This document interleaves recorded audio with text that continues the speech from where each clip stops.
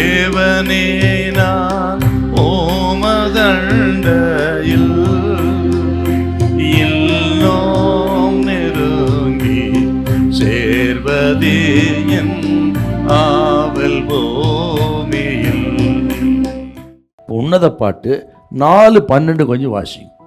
என் சகோதரியே, என் மணவாழியே, நீ அடைக்கப்பட்ட தோட்டமும் மறைவு கட்டப்பட்ட நீரூற்றும் முத்திரிக்கப்பட்ட கிணறுமாயிருக்கிறாய். நீ அடைக்கப்பட்ட தோட்டமும் மறைவு கட்டப்பட்ட நீரூற்றும் முத்திரிக்கப்பட்ட கிணறுமாயிருக்கிறாய் என்று சொன்னால், ஒரு பாதுகாப்பான தோட்டத்தை குறிக்கக்கூடிய அற்புதமான வார்த்தைங்க. கர்த்தரின் தோட்டம் அப்படின்னா அது விசேஷமான தனித்தன்மை வாய்ந்தது தான் கர்த்தரின் தோட்டம். இப்போ நம்ம வாழ்க்கை விசேஷமான வாழ்க்கையாய் தனித்தன்மையுடைய ஒரு சிறப்புமிக்க வாழ்க்கையாக நம்ம வாழ்க்கை இருக்கணுங்க. அப்படிப்பட்ட வாழ்க்கையை அவர் வேலி அடைத்து பாதுகாக்கிறார். நீங்கள் நானும் கர்த்தரி தோட்டம், விசேஷமான தோட்டம், தனித்தன்மை வாய்ந்த தனிச்சிறப்புமிக்க தோட்டமாகத்தான் கர்த்தர் நம்மை பார்க்கிறார், நமது வாழ்க்கையை பார்க்கிறார்.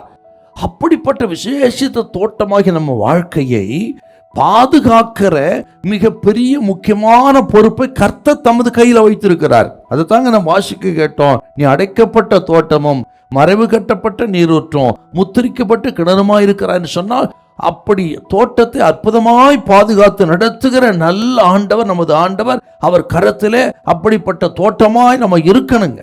ஒரு தோட்டக்காரன் தோட்டத்தை பராமரித்து நடத்தி ஒரு பசும் சோலையாக உருவாக்குவது போல ஆண்டவர் அவரை நம்பி அவரை சார்ந்து கொள்ளுகிற மக்கள் அப்படி ஆண்டவர் நடத்துகிறார்ன்றது இதுல இருந்து நாம் தெரிந்து ஒரு அற்புதமான ஒன்று.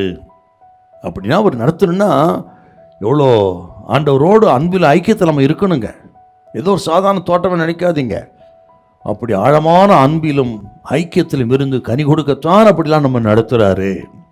அப்படிப்பட்ட விசேஷமானவர்களை, நம்ம விசுவாச மக்களை, ரட்சிக்கப்பட்ட தேவஜனத்தை சுற்றிலும் இன்றைக்கு கர்த்தர் கண்ணுக்கு காணாத ஒரு வேலி அடைத்து வைத்திருக்கிறார்.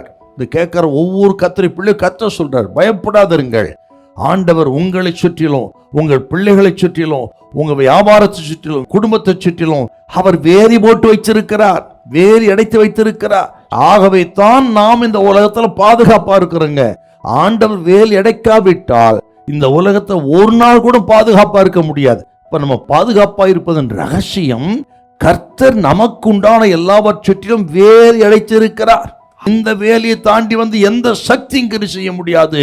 இந்த வேலிக்குள்ளே இருக்க ரட்சிக்கப்பட்ட ஜனமே, நீங்கள் மிகுந்த பாதுகாப்புக்குரியவர்கள். ஹல்லேலூயா, ஹல்லேலூயா.